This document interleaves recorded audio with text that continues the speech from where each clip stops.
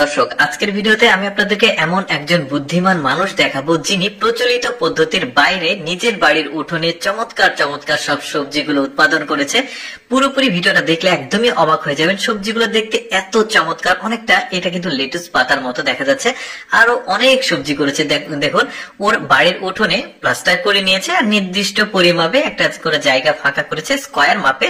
সেখানে কিন্তু মাটি দিয়ে বিভিন্ন ভাবে প্রস্তুত করে সেটা কিন্তু এই সবজিগুলো করেছে। কোনো প্রকার কীটনাশক ইউজ করেনি, বিষ ইউজ করেনি। চিন্তা করে দেখুন, এই জন্য আমি এই লোকটাকে বুদ্ধিমান বলছি। আর সবজিগুলো দেখুন, এত চমৎকার সবজি দেখা যাচ্ছে, দেখলে খেতে ইচ্ছে করবে। লোভনীয় সবজিগুলো দেখুন। এই সবজিটা তো আরো স্পেশাল, দেখতে পাচ্ছেন একটা বক্সের মধ্যে থেকে বের করলো, টবে করেছে। এই সবজিগুলো কিন্তু আমরা অনেকেই চিনি না। দেখুন, সতেজ একদম, পাতাগুলো দেখতে বেশ চমৎকার লাগছে, অনেকটা ফুলকপির মতো। আমাদের যে ফুলকপি পাতাকপি হয় ওই রকম না, বাট পাতাগুলো ওই রকমই সতেজ মনে হচ্ছে। এখন এটাকে তুলে নিয়ে, সতেজ পাতাগুলো তুলে নিয়ে আবারও ঢেকে দিল, আবারও ওখান থেকে পাতাগুলো গজাবে। বেশ চমৎকার। শুধু যে সবজি তারা দেখতে পাচ্ছেন কাঁচা মরিচ, ওদের আবার কাঁচা মরিচ কাঁচা অবস্থাতেই এরকম লালটে ধরনের হয়। এই সব সবজিগুলোই কিন্তু চায়নার সবজি আর কি। এটাও দেখুন বেশ চমৎকার। উনি কিভাবে এই যে মাটিগুলো প্রস্তুত করেছে সবজি লাগানোর জন্য, সেটাও কিন্তু প্রক্রিয়াকরণ আমি আপনাদেরকে একটু পরে দেখাবো। ভিডিওটা পুরোপুরি আপনারা দেখতে থাকুন।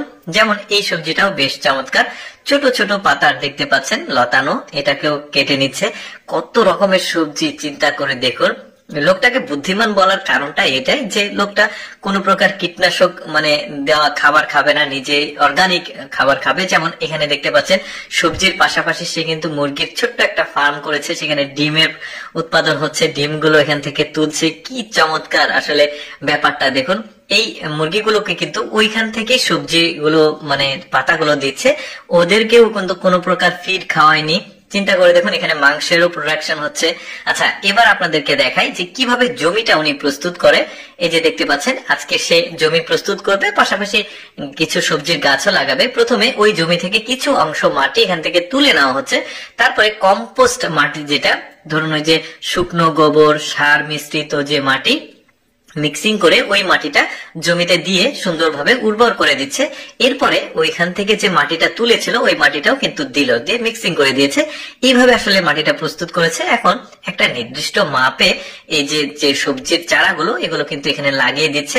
এরপরে ধীরে ধীরে এখান থেকে আসলে বড় হবে। একটা ব্যাপার একটু যদি ভালোভাবে লক্ষ্য করে দেখেন, এখানে কিন্তু পাইপ আছে, প্রতিটা ছোট ছোট জমিতে একটা করে পাইপ আছে, যেখানে পানির সরবরাহ হয়। এই যে দেখতে পাচ্ছেন, এখান থেকে পানিগুলো দিচ্ছে। সবজিগুলো যখন বড় হয়ে গেছে তখনকার ফুটেজ এটা।